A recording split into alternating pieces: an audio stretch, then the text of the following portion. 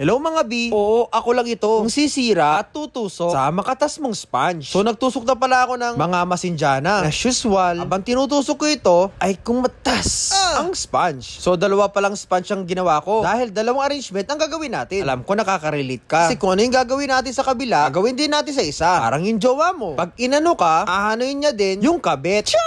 Ano ba yan? Napunta na naman sa ibang usapan. So naglagay pala ako ng Casablanca at syempre mga roses. Chrysanthemum. Alam, sabi ni customer, gusto niya ay kulay white ang ating arrangement. So sabi ko naman, huwag kang magmalinis. I mean, lagyan namin ng kulay green para mag-complement. So naglagay ako ng buttons sa greens. At dahil gusto nang may lawit, naglagay rin ako ng eucalyptus bunny. Syempre, hindi mawawala pang malakas ang kape mix. Dito yung kape na sobrang tapang na kaya kipaglaban ha. So lagay lang natin sa mga spaces. Gaya ng jowa mo na humihingi ng space. Yun pala, gateway niya lang yun para makipag-break. Hay nako, pag Makati talaga, Makati. Gusto, dala-dalawa yung gusto. So anyways guys, tapos na pala ang ating stand. Kasi sabi ni customer, ipanreregalo niya daw ito. Pero sa tingin ko, mukhang yung isa original. Tapos yung isa, sa kabel.